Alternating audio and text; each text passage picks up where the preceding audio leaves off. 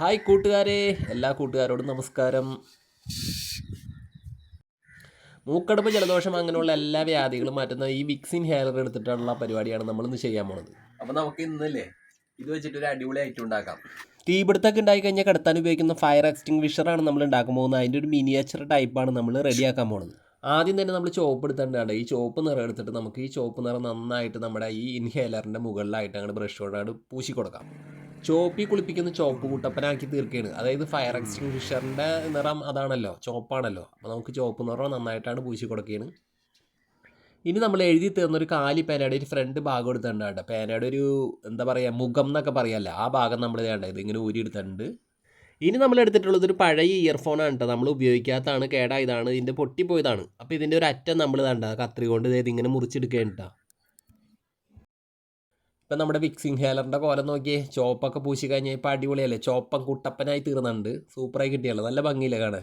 ഇനി നമ്മൾ നേരത്തെ ഒരു പേനയുടെ ഭാഗമില്ല, ഫ്രണ്ട് ഭാഗം, അത് ഇങ്ങനെ എടുത്തിട്ട് കട്ട് ചെയ്ത് ഇയർഫോണിൻ്റെ വാല് പോലുള്ള അറ്റം നമ്മൾ എടുത്തിട്ടുണ്ട്. എന്നിട്ട് കണ്ട ഈ പേനയുടെ ഈ ഭാഗത്ത് ഇങ്ങനെ ഈ ഹോളിൽ കൂടി നമുക്ക് ഇതിങ്ങനെയാണ് കയറ്റി കൊടുക്കാം. കണ്ടില്ലേ, ഇങ്ങനെയാണ് കയറ്റി എടുത്തു കഴിഞ്ഞാൽ ആ ദൂരത്തിൽ കൂടി നമുക്ക് ഈസി ആയിട്ട് എടുക്കാൻ പറ്റും. എന്നിട്ട് നമ്മൾ പശ എടുത്തിട്ട് ഇതിൻ്റെ അകത്തേക്ക് ഒരു തുള്ളി മാത്രം ലേശം നമ്മൾ ഈ ഫ്ലെക്സ് ക്യുക്കിൻ്റെ പശ ഇങ്ങനെ ഒഴിച്ചു കൊടുക്കുന്നു. ഇനി നമ്മൾ അടുത്തായിട്ട് വിക്സ് ഇൻഹേലർ എടുത്തിട്ട് ഇതിൻ്റെ അറ്റത്തായിട്ടുള്ള ഹോൾ ഭാഗമില്ലേ, അറ്റത്തായിട്ടുള്ളത്, അപ്പോൾ ഇതിലൂടെ നമ്മൾ ഈ കട്ട് ചെയ്ത ഇയർഫോണിൻ്റെ ആ കട്ട് ചെയ്ത ഭാഗത്ത് ഇതിങ്ങനെയാണ് കയറ്റി കൊടുക്കാം. നമുക്ക് ഈസി ആയിട്ട് വെച്ച് കൊടുക്കാം കേട്ടോ. നമുക്ക് ഇങ്ങനെ എന്നിട്ട് നമ്മൾ കുറച്ച് പശയും കൂടി വെച്ച് കൊടുത്താൽ ഇപ്പോൾ നല്ല സൂപ്പറായിട്ട് നല്ല കരുത്തോടു കൂടി നമുക്ക് കിട്ടും, അടിപൊളിയായിട്ടിരിക്കും. ഇനി നമ്മുടെ വീട്ടിലൊരു പഴയ ചീപ്പ് എടുത്തിട്ടുണ്ട്, ഒരു കോല് ചീപ്പ്. ഈ ചീപ്പ് അങ്ങനെ നമ്മൾ ഉപയോഗിക്കണമെന്നല്ല കേട്ടോ, അത് കാരണമാണ് ഈ ചീപ്പ് എടുത്തിട്ടുള്ളത്. ഈ ചീപ്പിൻ്റെ ഒരു പല്ല് നമ്മൾ എടുക്കാൻ പോവുകയാണ്.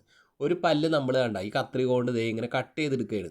ഈ കട്ട് ചെയ്ത പല്ല് നമ്മൾ ഇങ്ങനെ മടക്കി എടുക്കുകയാണ് കേട്ടോ. നന്നായിട്ട് ഇങ്ങനെ മടക്കി എടുത്ത് കഴിയുമ്പോൾ നല്ല സൂപ്പറായി കിട്ടും. അപ്പോൾ നമ്മൾ മടക്കിയെടുത്ത ചീപ്പിൻ്റെ പല്ല് പിടിയായിട്ട് ഇങ്ങനെ മുകളിലായിട്ട് ഇങ്ങനെ വെച്ച് കൊടുക്കേണ്ട. ശരിക്കും പറഞ്ഞാൽ ഫയർ എക്സ്റ്റിംഗ്വിഷറിൻ്റെ ഹാൻഡിലാണ് കേട്ടത്. ഹാൻഡിലായിട്ട് തോന്നിപ്പിക്കാനാണ് നമ്മളിങ്ങനെ വെച്ച് കൊടുത്ത് ഒട്ടിച്ചെടുക്കുന്നത്.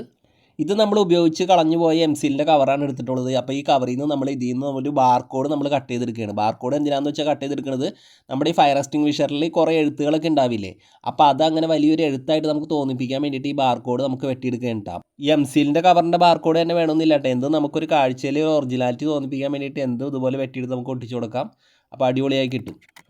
പിന്നെ നമ്മൾ എംസിയിൽ നിന്ന് എഴുതിയ ആ ഭാഗമില്ലേ, ചോമ്പ് കൊണ്ട് എഴുതിയ ഭാഗം, അതും കൂടി നമ്മൾ റെഡിയായിട്ട് ഒന്ന് വെട്ടിയെടുക്കുകയാണ്.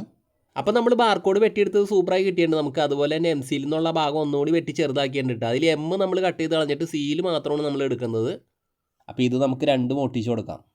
ഫയർ എക്സ്റ്റിംഗ്വിഷറിൽ ഇതേപോലുള്ള എഴുത്തുകളൊക്കെ ധാരാളം ഉണ്ടാവും ഇംഗ്ലീഷിലായിട്ട്. അപ്പോൾ നമുക്ക് ഇങ്ങനെ ഒട്ടിച്ച് കൊടുക്കുമ്പോൾ ദൂരെ കാഴ്ചയിൽ ഒരു അടിപൊളിയായിട്ട് ഒറിജിനാലിറ്റി ഫീൽ ചെയ്യും. ഒരു വെള്ളക്കടലാസിൻ്റെ ചെറിയൊരു കഷ്ണം നമ്മൾ കണ്ടത് ഇങ്ങനെ വട്ടത്തിൽ ഇങ്ങനെ വെട്ടിയെടുക്കേണ്ടിട്ട്. അത് എന്തിനാണെന്ന് വെച്ചാൽ നമുക്ക് ഇതിൻ്റെ മീറ്റർ റെഡിയാക്കാൻ വേണ്ടിയിട്ടാണ്. ആ വെട്ടിയെടുത്ത കടലാസിൻ്റെ കഷ്ണത്തിൽ ചുറ്റുമായിട്ട് പേന കൊണ്ട് ഇങ്ങനെ കറുപ്പിച്ച് കൊടുത്തിട്ട് അതിൻ്റെ ഉള്ളിലായിട്ട് ചെറുതായിട്ട് ഒരു സൂചിയുടെ ഒരു ആകൃതിയൊക്കെ നമ്മൾ വരച്ച് റെഡിയാക്കിയിട്ടുണ്ട്. തീപിടുത്തങ്ങളൊക്കെ പെട്ടെന്ന് അണയ്ക്കാനായിട്ട് ഉപയോഗിക്കുന്ന ഒരു ഉപകരണമുണ്ട് ഇത്. അത് നമുക്ക് ഒട്ടുമിക്ക തിയേറ്ററുകൾ, അതുപോലെ ഹോസ്പിറ്റലുകൾ, അങ്ങനെയുള്ള സ്ഥലങ്ങളിലൊക്കെ നമുക്ക് കൂടുതലായിട്ട് ഇത് കാണാൻ പറ്റും. ഇയർഫോണിൻ്റെ വയർ നമ്മൾ കട്ട് ചെയ്ത് ഒട്ടിച്ചാണ് ഭാഗത്തിന് ശരിക്കും പറയുന്നത് ഡിസ്ചാർജ് ഹോസ് എന്നാണ് കേട്ടോ.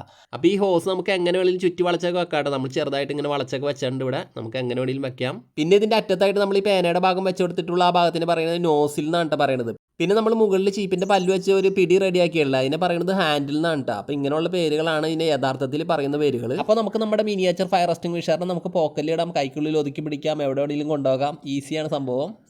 അപ്പോൾ ഈ ഫയർ എക്സ്റ്റിംഗ്വിഷർ എല്ലാവർക്കും ഇഷ്ടപ്പെടുന്നു വിചാരിക്കുന്നു. നമ്മുടെ മിനിയേച്ചർ രൂപം എല്ലാവരുടെയും മനസ്സിനെ കീഴടക്കി എന്ന് വിചാരിക്കുന്നു. അപ്പോൾ നമുക്ക് വീണ്ടും അടുത്തൊരു വീഡിയോയിലൂടെ വീണ്ടും നമുക്ക് കണ്ടുമുട്ടാം. ഒരു പുതുപുത്തൻ വീഡിയോ ആയിട്ട് നമുക്ക് വീണ്ടും വരാം. അപ്പോൾ എല്ലാവരോടും സ്നേഹം. Tata, bye bye, okay.